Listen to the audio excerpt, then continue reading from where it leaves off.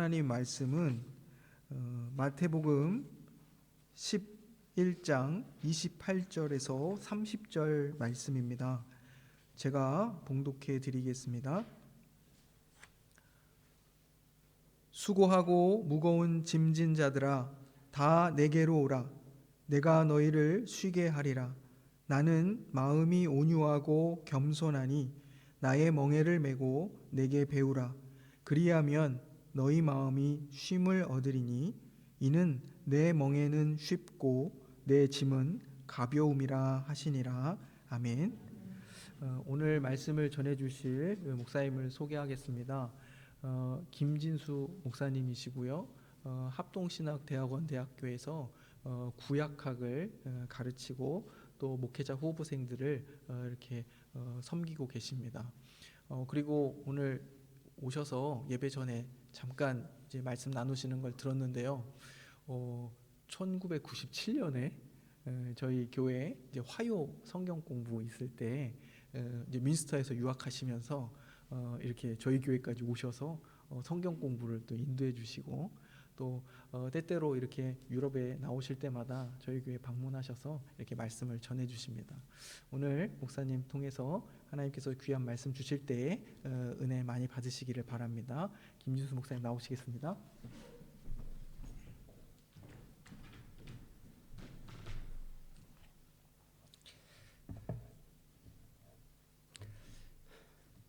여러분들 너무 만나 뵙게 돼서 반갑습니다. 특별히 오늘 또 복된 주일을 맞이해서 살아계신 하나님 앞에 또 나와서 찬송 드리며 하나님 앞에 또 예배드리고 이렇게 말씀을 함께 나눌 수 있게 돼서 너무나도 감사드리고 또 하나님께 감사를 올립니다.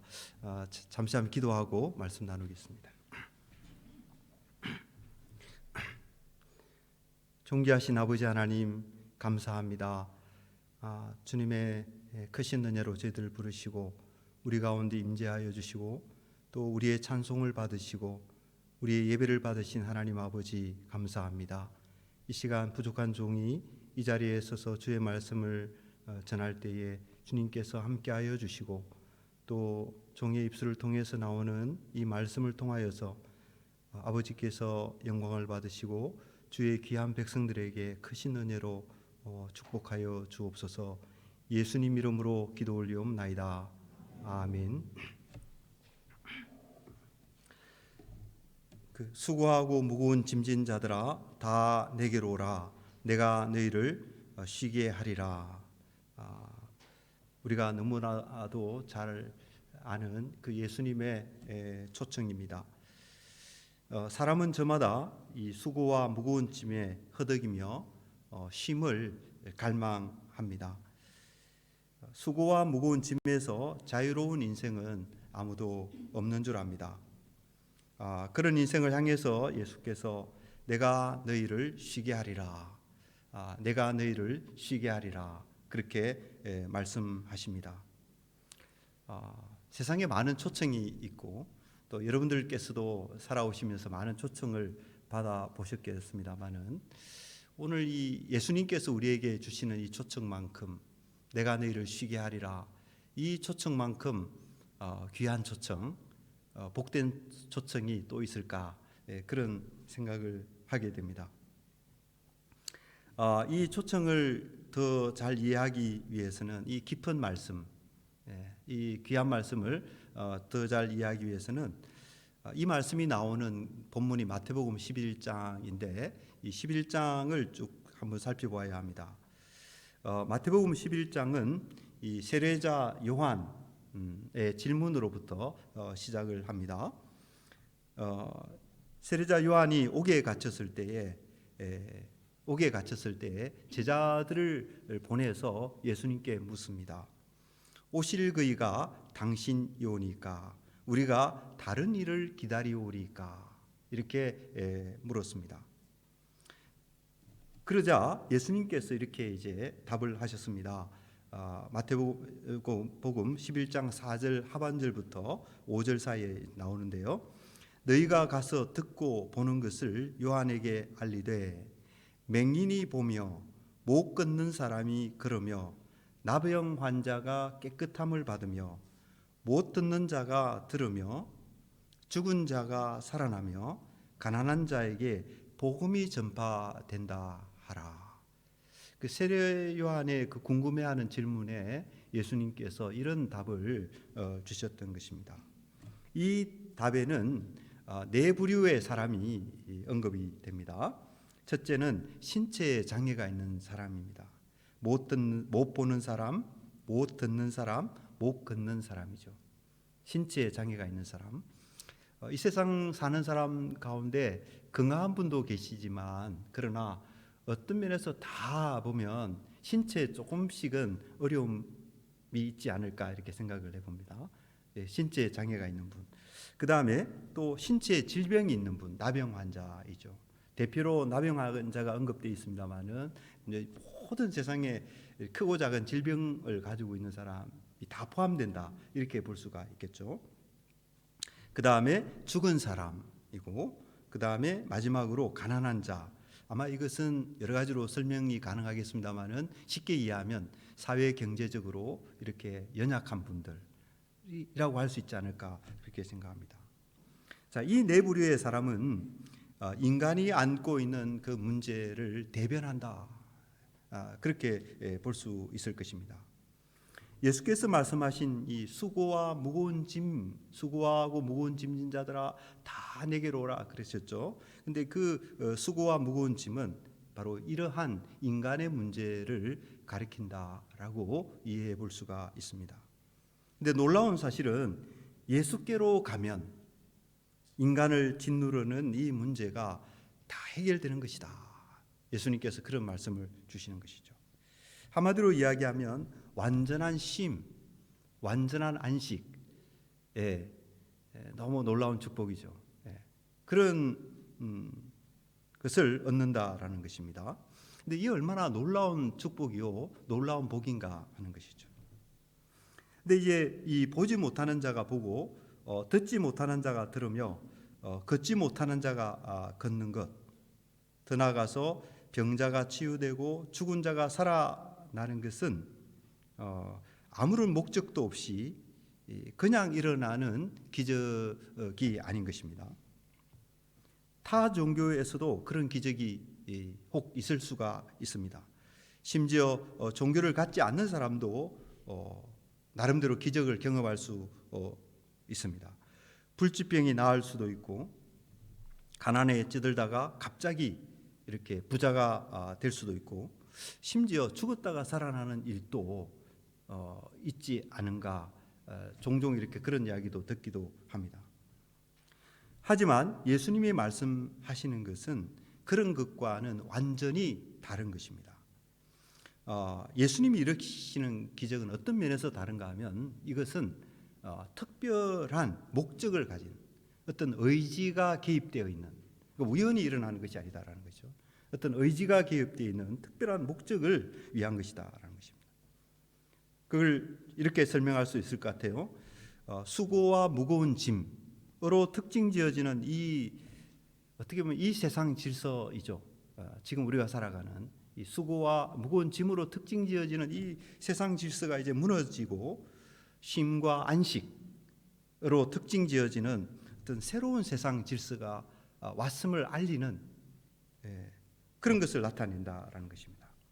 이런 것을 설명하는 데 가장 적절한 단어가 뭘까?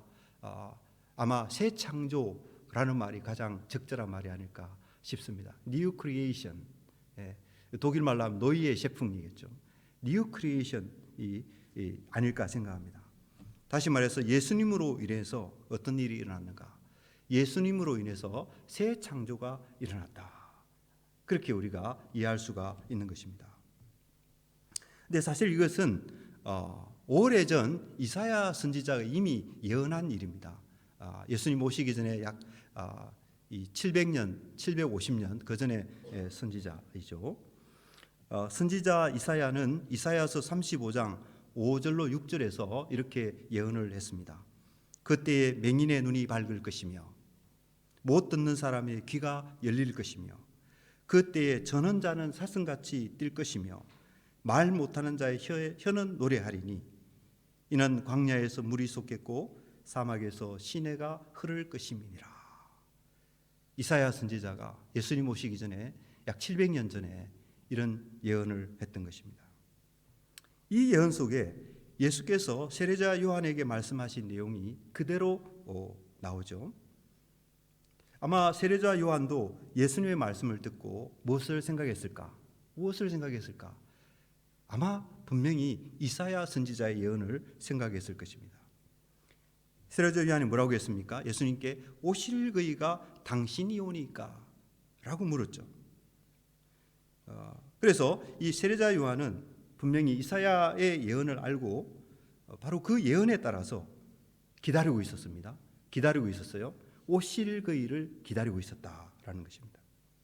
그리고 그 요한에게 예수님은 이사야의 그 예언이 지금 이루어지고 있다. 그렇게 예수님께서 말씀하고 계셨던 것입니다. 근데 여러분들 이사야의 예언은 정말 스케일이 아주 큽니다. 스케일이 너무나도 커요. 그 예언은 인간의 문제에 국한이 되어 있지 않습니다. 관심을 확장시킵니다. 관심을 창조 세계까지 확장하고 있습니다. 거기에 보면 광야에서 물이 솟겠고 사막에서 시내가 흐를 것임이라 그렇게 말하고 있습니다. 그러니까 이사야의 예언은 창조 세계가 새롭게 되는 것, 다시 말해서 새 창조, 노이의 shephing을 바라보고 있다라는 것입니다. 그리고 예수님이 행하신 기적은 바로 이 예언의 성취에 해당하는 것이다라는 것이죠. 따라서 예수님의 기적은 새 창조가 시작되었다라고 하는 것을 알리는 하나의 표적. 새벽이 오면은 닭이 울면서 새벽이 왔다라는 것을 알리지 않습니까? 그것처럼 예수님이 행하신 이 표적은 이제 새 창조가 시작되었다라는 것을 알리는 표적이었다라는 것이죠. 이사야 61장 1절을 보겠습니다. 이사야가 또 이렇게 예언했습니다. 주 여호와의 영이 내게 내리셨으니 이는 여호와께서 내게 기름을 부어사 가난한 자에게, 이 가난한 자 나오죠. 가난한 자에게 아름다운 소식을 전하게 하려 하심이라. 나를 보내사 마음이 상한 자를 고치며 포로된 자에게 자유를, 갇힌 자에게 노임을 선포하며. 이사야 선지자의 예언입니다. 이 예언은 물론 종말에 메시아 왕국이 세워질 때를 지시하고 있습니다. 특히 주목할 부분은 가난한 자에 대한 말씀이죠. 이는 여호와께서 내게 기름을 부으사 가난한 자에게 아름다운 소식을 전하게 하려 하심이라. 근데 익숙하죠? 예수님은 오실 그이가 당신이 오니까 라는 그 세례자 요한의 질문에 어떻게 답하셨나요? 가난한 자에게 복음이 전파된다 하라. 그렇게 대답을 하셨던 것입니다. 무슨 뜻이겠습니까? 예수님 자신이 바로 그 이사야의 예언을 성취하는 분이다. 그것을 나타내고 있다라는 것이죠. 선지자 이사야는 죽은 자의 부활에 대해서도 이야기합니다. 이사야서 25장 7절로 8절입니다. 또 이 산에서 모든 민족의 얼굴을 가린 가리개와 열방 위에 덮인 덮개를 제하시며 사망을 영원히 멸하실 것이라. 주 여호와께서 모든 얼굴에서 눈물을 씻기시며 자기 백성의 수치를 온 천하에서 제하시리라. 여호와께서 이같이 말씀하셨느니라. 사망을 영원히 멸하실 것이다. 그렇게 예언했어요. 그리고 이사야서 26장 19절 역시 이사야 선지자가 그런 예언을 참 많이 했습니다. 놀랍습니다. 이사야 26장 19절 역시 죽은 자의 부활에 대해서 이야기하고 있어요. 주의 죽은 자들은 살아나고, 엄청난 일이죠. 주의 죽은 자들은 살아나고 그들의 시체들은 일어나리이다. 티끌에 누운 자들아 너희는 깨어 노래하라. 주의 이슬은 빛난 이슬이니 땅이 죽은 자들을 내어 놓으리라. 그렇게 이사야 선지자가 예언을 하였습니다. 예수님은 이사야의 이 예언이 예수님 자신을 통해서 성취되고 있는 것으로 보셨습니다. 그래서 예수님은 세례자 요한의 질문에 답하시면서 죽은 자의 부활을 지금 언급하고 있으신 것입니다. 자, 지금까지 살펴본 내용이 있죠. 그러한 내용에서 우리가 무엇을 알 수 있나요? 예수님에게서 일어난 그 기적들은 그냥 일어난 기적들이 아니었다라는 것입니다. 그것은 무엇입니까? 그것은 오래전에 이사야 선지자가 심지어 700년, 800년 전에 그 이사야 선지자가 예언했던 일이 지금 예수님을 통해서 일어나고 있다라는 것이죠. 따라서 맹인이 보는 것, 못 듣는 자가 듣는 것, 걷지 못하는 자가 걷는 것, 죽은 자가 다시 살아나는 것 등은 어떤 단발성 치유 사건이나 돌발적인 기적의 그런 일이 아니다라는 것입니다. 그것은 뭔가를 지시합니다. 그게 뭡니까? 만물을 새롭게 하시는 새로운 창조, 노예의 she풍을 지시하고 있다라는 것이죠. 이사야 선지자도 종말에 세워질 이 메시아 왕국을 새 창조로 설명을 하고 있습니다. 스케일이 아주 큽니다. 우리가 받는 구원, 놀라운 것이죠. 그 구원이 어떤 것이냐? 그것은 가히 온 세상을 새롭게 하는 새 창조와 관련되는 일이다라는 것이죠. 이사야 65장 17절 19절 제가 읽어보겠습니다. 보라, 내가 새 하늘과 새 땅을 창조하나니. 엄청나죠, 여러분들? 이전 것은 기억되거나 마음에 생각나지 아니할 것이라. 너희는 내가 창조하는 것으로 말미암아 영원히 기뻐하며 즐거워할지니라. 보라, 내가 예루살렘을 즐거운 성으로 창조하며 그 백성을 기쁨으로 삼고 내가 예루살렘을 즐거워하며 나의 백성을 기뻐하리니 우는 소리와 부르짖는 소리가 그 가운데서 다시는 들리지 아니할 것이며. 이런 놀라운 어마어마한 엄청난 예언을 주시고 있어요. 여기서 이사야 선지자가 바라보는 것은 종말에 세워지게 될 메시아 왕국. 여러분들 다 거기에 속해 있죠. 메시아 왕국입니다. 그런데 이사야가 더 정확하게 말하면 이사야를 통해서 하나님이 뭐라고 말씀하십니까? 17절에 보라, 내가 새 하늘과 새 땅을 창조하나니. 그리고 18절에 내가 창조하는 것으로 말미암아 그랬습니다. 또 18절에 가면은 내가 예루살렘을 즐거운 성으로 창조하며. 이게 창조라는 말이 계속해서 나와요. 이 창조하다라는 이 말은 사실은 창세기 1장 1절에 태초에 하나님이 천지를 창조하시니라, 거기 나온 그 단어하고 똑같은 단어입니다. 이사야 선지자는 뭘 하고 있습니까? 지금 이사야 선지자는 분명히 옛 창조에 버금가는 또는 옛 창조를 대체하는 새로운 창조를 이야기하고 있는 것입니다. 종말에 세워질 메시아 왕국이 이렇게 새 창조에 속하는 일이다. 새 창조에 속하는 일이다. 그것을 이사야 선지자가 아주 분명하게 우리들에게 가르쳐주고 있는 것이죠. 여러분들, 이 새 창조를 특징 짓는 것이 무엇일까요? 이 새 창조를 특징 짓는 것은 기쁨과 즐거움입니다. 새 창조의 특징이 뭐냐? 이 새 창조의 특징이 뭐냐? 기쁨과 즐거움이다. 18절과 19절에 이것이 강조됩니다. 여기에는 기쁨과 즐거움을 표현하는 말들이 반복이 돼요. 18절은 하나님의 백성이 즐거워하고 기뻐하는 것을 이중으로 묘사하고 있어요.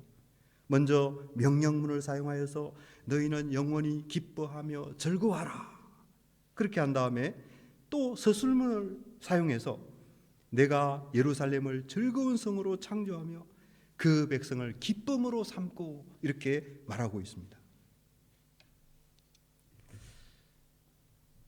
이런 말씀들은 정말 깊이 우리가 곱씹어 봐야 되는 것이죠. 그 백성을 기쁨으로 삼는다, 이렇게 되어 있는데요, 그것을 이렇게 바꿀 수 있습니다. 그 백성을 기쁨의 백성으로 삼는다. 무슨 얘기일까요? 이 백성의 특징이 뭐라는 것입니까? 이 백성의 특징이 기쁨이다라는 것이죠. 기쁨의 백성, 즐거움의 백성, 그것이 특징이라는 것입니다. 또한 19절 말씀에 보면 하나님이 즐거워하며 기뻐하시는 것을 또 묘사하고 있습니다. 이렇게 되어 있어요. 내가 예루살렘을 즐거워하며 나의 백성을 기뻐하리니, 그렇게 되어 있습니다. 그러니까 새 창조에서는 백성이 기뻐하고 하고 또 하나님도 즐거워하고 기뻐하시는 거죠.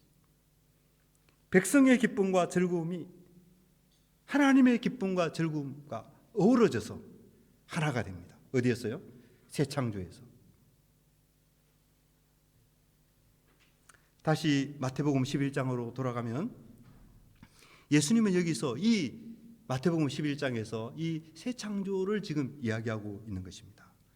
보지 못하는 것, 듣지 못하는 것, 걷지 못하는 것, 죽음, 이런 모든 것은 다 무엇입니까? 그것은 옛 창조에 속하는 일입니다. 사람들은 그 속에서 한숨 짓고 그 속에서 눈물 흘리고 신음하고 그러고 있죠. 그런 불행 속에 있는 사람들을 향해서 예수님이 뭘 선포하십니까? 예수님께서 지금 새 창조를 선포하고 계시는 것입니다. 수고하고 무거운 짐진 자들아 다 내게로 오라. 내가 너희를 쉬게 하리라. 놀라운 일이 일어나고 있죠. 근데 문제가 있어요. 문제가 있습니다. 그 문제가 뭘까요? 문제는 사람들이 예수님께로 오지 않는다라는 것이죠.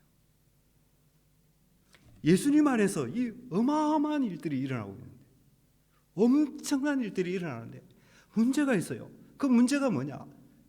사람들이 예수님께로 오지 않는다는데 문제가 있다.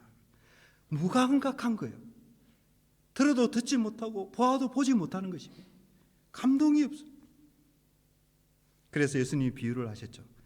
마치 피리를 불어도 춤추지 않고 애곡을 해도 가슴을 치지 않는 사람처럼 예수님이 오셔서 지금 이런 일이 일어나고 있는데도 사람들은 그것에 대해서 무감각하다.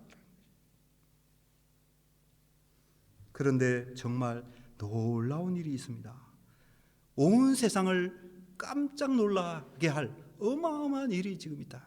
여러분들 이거보다 더 여러분들 지금까지 세상에 충격적인 소식 많이 들어보셨죠? 여러분들 개인들도 그런 경험이 있지 않을까요? 엄청난 일들을 여러분들이 많이 경험해요. 그런데 여러분들 지금 이것보다 더 엄청난 일이 있습니까? 예수님을 통해서 그런 일이 일어나고 있다. 예수께로 오면 옛 창조를 지배하는 수고와 무거운 짐이 사라지고 쉼과 안식이 이루어진다라는 것이죠. 다시 말해서 새 창조가 일어났다.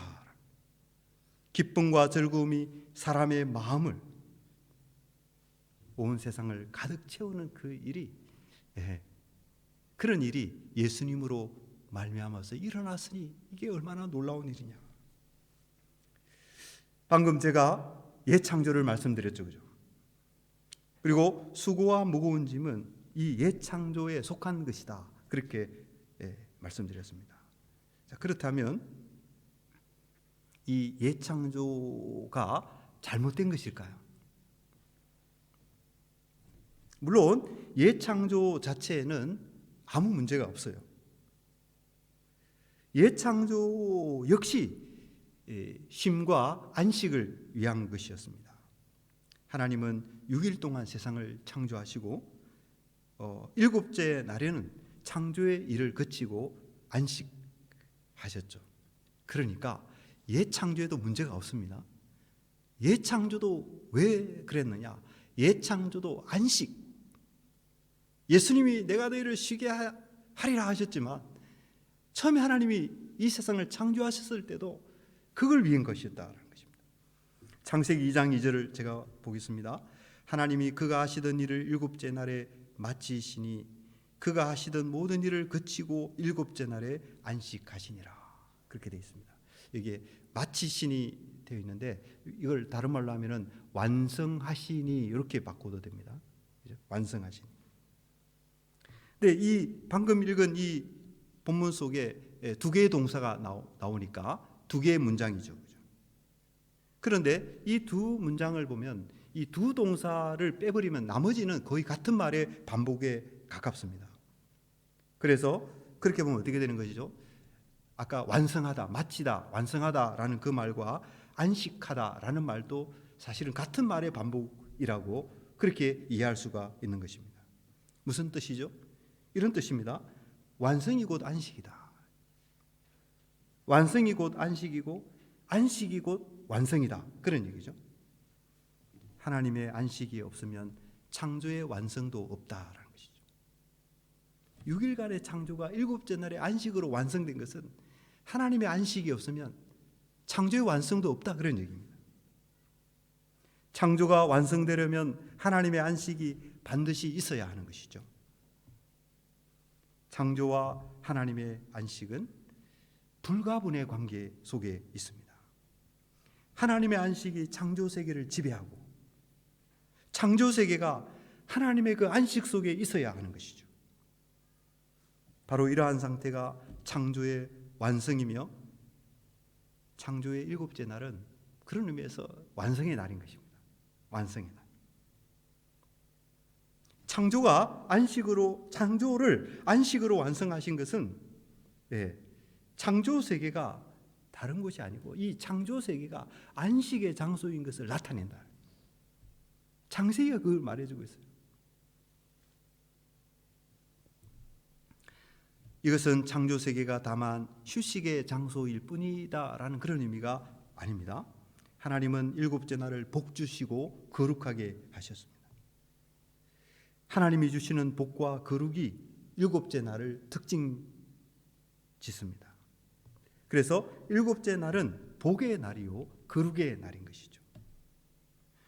창조 세계는 하나님이 주시는 생명의 복 풍성하죠. 전체 삶을 아우르는 것입니다. 근데 이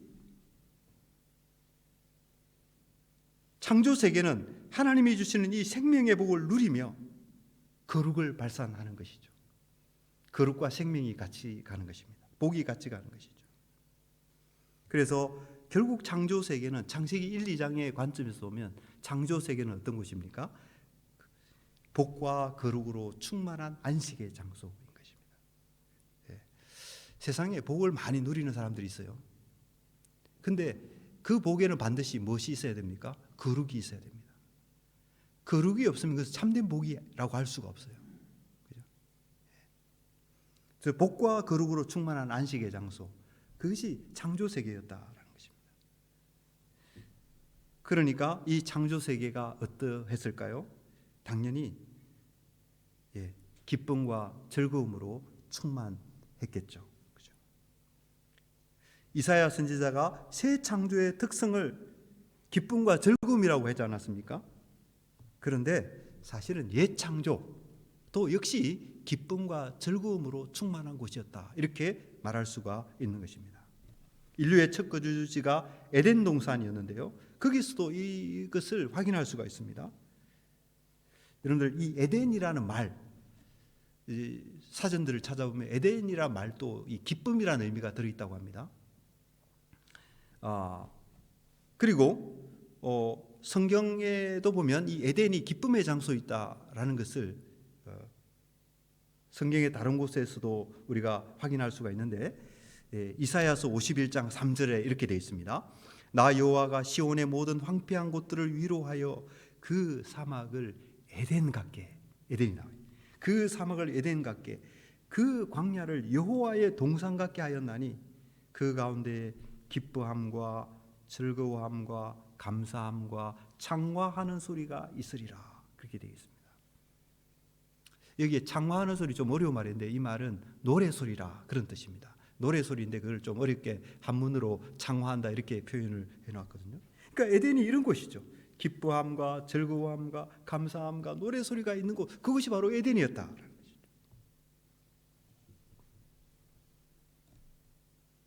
그래서 이 인류가 살았던 이 태초의 창조의 모습은 복과 거룩이 충만한 안식의 장소였는데 그것은 기쁨과 즐거움이 충만한 곳이었다라는 것입니다. 근데 이것이 또 더 이제 우리가 확인할 수 있는 것이 창세기 2장 15절에 이런 말씀이 있습니다. 창세기 2장 15절에 여호와 하나님이 그 사람을 이끌어 에덴 동산에 두어 그것을 경작하며 지키게 하시고 그렇게 되어 있어요. 하나님의 사람을 에덴 동산에 두셨다 이렇게 되어 있어요. 근데 여기에 두다로 번역된 동사가 있는데요. 이 동사는 사실은 어떤 의미를 함축하고 있는가 하면 안식하게 한다라는 의미를 함축하게. 번역 성경에는 그냥 이렇게 두다라고 번역이 되어 있잖아요. 근데 원래 원문을 보면 이 두다라는 말 속에 안식하게 한다라는 의미가 함축되어 있다. 왜 그랬을까요? 창세기 저자는 이 에덴 동산의 성격을 밝히기를 원했던 것입니다. 에덴 동산이 어떤 곳인가? 그 장소는 바로 안식의 장소다라는 것을 표현하기를 원했다라는 것이죠. 의도적으로 그렇게 한 것입니다. 아담을 에덴 동산에 왜 두셨을까요? 단지 정원사가 되도록 하셨을까요? 단지 일하도록 하기 위해서 그랬을까요? 아닙니다. 그곳에서 안식을 누리게 하려는 목적으로 하나님께서 아담을 지으시고 에덴 동산을 만드시고 그곳에 들어가서 살게 했다라는 것입니다. 창조를 안식으로 완성하신 하나님은 인간을 안식의 장소에 두셨던 것입니다. 첫 인류는 안식 속에서 복을 누리며 거룩을 발산하도록 그렇게 되어 있었습니다. 그리고 기쁨과 즐거움은 그런 삶에 있어서 본질적인, 여러분들 이것이 하나님이 의도하신 것입니다. 온 세상을 지으신 우리의 아버지, 우리의 창조주 하나님이 인생을 위해서 하나님께 걸맞는 일이죠, 여러분들. 그렇죠? 하나님의 그 복되고 거룩하신 성품에, 너무 선하고 복되신 그 하나님의 성품에 너무 어울리는 일이죠. 그렇죠? 여러분들, 그렇게 하나님이 세상을 지으셨는데 이 세상에 대체 무슨 일이 일어난 것입니까? 여러분들 지난 한 주간 살아오셨죠? 어떠셨습니까? 여러분들의 삶 속에 정말 하나님이 의도하신 것처럼 기쁨이 충만하셨나요?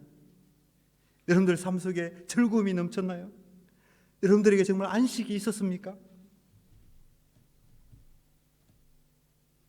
세상을 가득 뒤덮고 있는 게 뭡니까? 독일 사회도 크게 다르지 않으리라고 생각합니다. 세상을 가득 뒤덮고 있는 한숨과 탄식과 슬픔과 눈물, 그런 것이죠. 그런 것들이 우리의 삶을 짓누르고 있는데 그런 것들이 도대체 어디서 왔는가 하는 것입니다.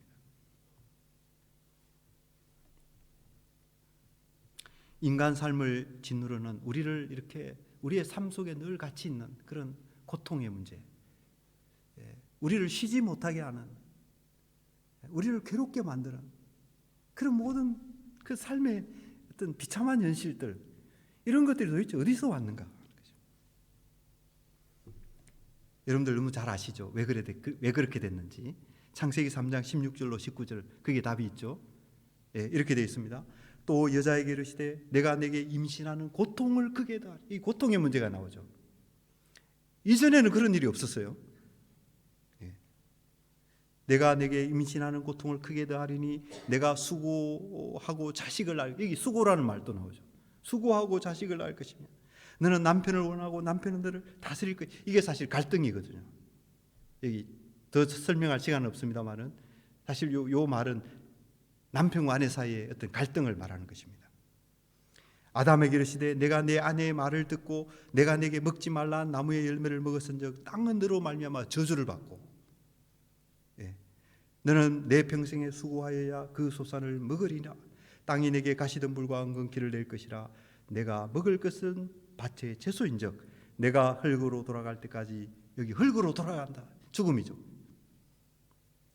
태어나서 늙고 병들고 죽어가는 그 과정의 고통과 아픔, 괴로움, 그 우리가 너무나 잘 아는 거죠. 내가 흙으로 돌아갈 때까지 얼굴에 땀을 흘려야 먹을 것을 먹으리니 내가 그것에서 취함을 입었음이라. 넌 흙이니 흙으로 돌아갈 것이니라 하시니라. 그렇게 말씀하고 있습니다.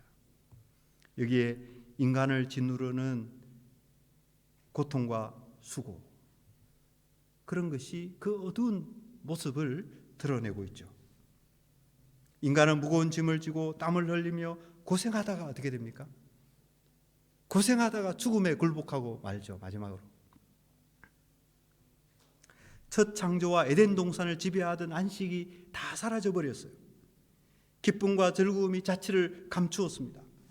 무엇 때문에? 왜 이런 일이 일어났을까요? 네. 성경은 분명히 가르쳐주고 있죠. 왜 인생이 이런가? 왜 인생에 이렇게 기쁨이 없는가? 왜 이렇게 즐거움이 없는가? 네. 성경은 우리에게 타락 때문이다, 그렇게 알려주고 있습니다. 인간이 마귀의 유혹에 빠져서 하나님께 반역했기 때문에, 그것 때문에 인간에게 이런 불행이,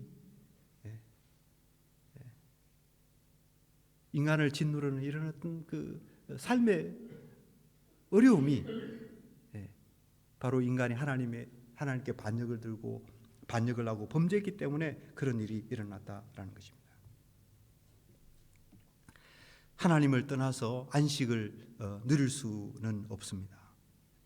여러분들 어거스틴이 말한 거 잘 아시죠? 그죠? 고백록에서 이렇게 말했습니다.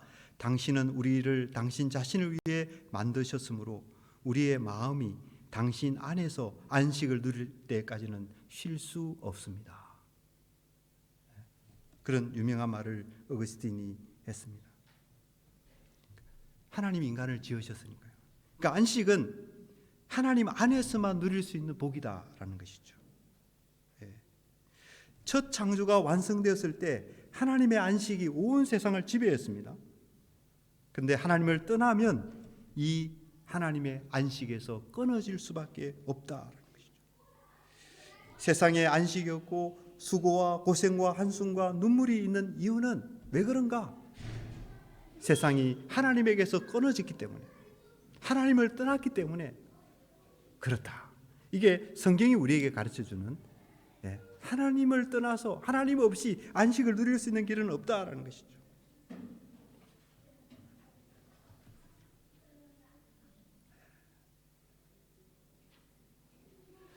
그런데 이제 예수님이 오셨습니다.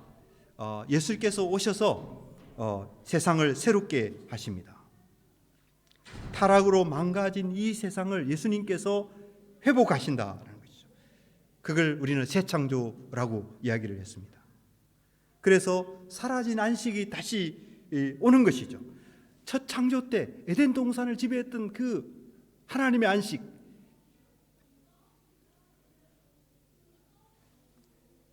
그래서 이 사라진 안식이 다시 예수님으로 말미암아 오게 되는 것입니다. 새 창조에 걸맞는 새로운 안식인 것이죠. 그리고 새로운 안식에 어울리는 새로운 기쁨, 새로운 즐거움인 것입니다. 이 놀라운 일이 예수님을 통해서 이루어진다라는 것이죠. 여러분들 수고하고 무거운 짐진 자들아 다 내게로 오라. 내가 너희를 쉬게 하리라. 예수님이 말씀하신 것입니다. 자, 이것이 진리이니까, 이것이 사실이니까 어떻게 해야 될까요? 답은 간단하죠. 예수님께로 가야 하는 것입니다. 우리가 예수님께로 다 온 분들이죠. 예수님께로 왔습니다.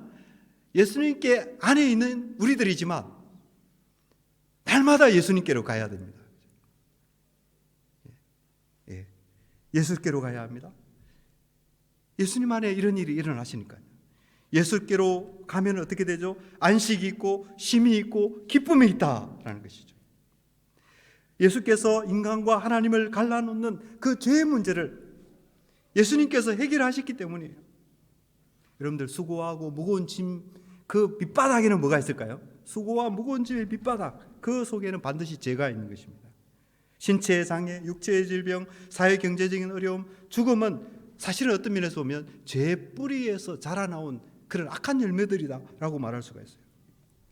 그래서 죄가 소멸되게 되면 그런 악한 열매들도 저절로 없어진다. 여러분들 병자들이 예수님께 나왔을 때 뭐라고 하십니까? 예수님이 내 죄가 사함 받았다. 죄 사함을 먼저 선포하셨지 않습니까? 예수님을 통해서 이 죄의 문제가 해결되는 것입니다. 예수께서 십자가에서 우리의 죄를 모두 속죄하시고 부활하심으로써 우리에게 영원한 생명을 주신 것이에요. 이 일이 예수님의 초림을 통해서 일어났고 예수님의 재림을 통해서 완성이 되는 것입니다. 우리는 어디에 있죠? 우리는 그 초림과 재림 사이에 있죠. 그래서 우리는 누구입니까? 바로 이 새 창조에 참여한 사람들이다. 예수님 안에서 이 새 창조 속에 들어간 사람들이다라는 것이죠. 근데 오늘 이 본문을 가만히 보면 예수님께 오라고 하지 않습니까? 우리가 예수님께 왔고 그래서 예수님께 날마다 예수님을 바라보고 예수님을 의지합니다. 근데 예수님께 가도 멍에는 있다고 합니다. 짐은 있다고 해요. 여기에 나는 마음이 온유하고 겸손하니 나의 멍에를 메고 내게 배우라. 그리하면 너희 마음이 쉼을 얻으리니 이는 내 멍에는 쉽고 내 짐은 가벼움이라 하시니라. 예수님께 가도 멍에가 있고 짐은 있다고 합니다. 그런데 예수님의 멍에와 짐은 어떤 것이죠? 예수님의 멍에와 짐은 그것은 가벼운 것이다. 그렇게 말하고 있어요. 가볍다. 여러분들 이 말씀을 어떻게 받으십니까? 가볍다고 했을 때 그것은 상대적으로 가볍다 그런 의미일까요? 즉 세상의 짐은 100인데 예수님께로 오면 그 짐이 한 50% 정도 된다. 이런 의미에서 예수님께서 가볍다라고 하셨을까요? 그렇지 않습니다, 여러분들. 예수님 안에서 얻는 안식과 쉼은 그것은 완전하며 충만한 것이죠. 이런 의미에서 예수님 안에서 얻는 안식은 더할 때도 없고 뺄 때도 없는 절대적인 안식과 쉼이라고 할 수 있는 예수님 안에서. 따라서 예수님의 멍에와 짐이 가볍다고 했을 때 그 가벼움은 그런 의미에서 보면 절대적인 가벼움이다 이렇게 말할 수가 있는 것입니다. 예수님의 멍에는 어떤 것입니까? 예수님의 멍에는 안식을 주는 멍에이고 예수님의 짐은 쉼을 누리게 하는 짐이다. 이렇게 돼 있죠. 나의 멍에를 메고 내게 배우라. 그리하면 너희 마음이 쉼을 얻으리니. 굉장히 역설입니다. 쉼을 주는 멍에, 안식을 주는 짐, 역설적이죠. 한마디로 예수님의 멍에는 복된 멍에이다. 그런 것이죠. 여러분들 오늘 예수 믿는 사람들이 누구인가를 우리가 사실은 생각을 했습니다. 예수 믿는 사람은 예수 안에서 안식을 얻은 사람이요, 예수님 안에서 쉼을 얻은 사람이다. 맹인이 보고 말 못하는 자가 말하고 듣지 못하는 자가 들으며 걷지 못하는 자가 걸으며 나병 환자가 치유되며 가난한 자에게 복음이 전파되며 죽은 자가 다시 살아나는 그런 새 창조에 속한 사람, 그 사람들이 바로 예수 믿는 사람들이다. 새 창조에 속한 안식의 사람, 이사야 선지자가 말한 기쁨의 사람, 즐거움의 사람이 바로 예수 믿는 사람이다. 예수 믿는 사람이 누구인가? 성경적인 정의를 내려라고 하면 이렇게 정의를 할 수가 있습니다. 저와 여러분들 반드시 이렇게 될 거예요. 지금 예배 드리시는 분이 여러분들의 상태가 어떠하든지, 지금 현재 여러분들의 형편이 어떠하든지, 여러분들이 어느 상황에 놓여 있든지 변함없는 것은 뭡니까? 우리 예수 믿는 사람들은 이 안식의 사람이요, 기쁨의 사람이요, 즐거움의 사람. 우리는 반드시 그렇게 될 것입니다. 예수님 안에서 새 창조가 일어났고 우리는 그 창조에 속한 사람들이기 때문에 여러분들 이 소망을 가지시고 여러분들이 주님 안에서 이렇게 하나님께 영광을 돌리시고 우리가 누구냐? 우리는 기쁨의 사람이다. 우리는 즐거움의 사람이다.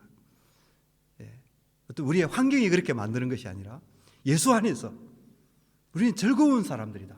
우리는 기쁜 사람이다. 우리는 복을 누리는 사람이다. 안식의 사람이다. 그런 우리 예수 믿는 사람들로서 복을 누리는 귀한 성도님들 되시기를 주님의 이름으로 축원드립니다. 기도하겠습니다.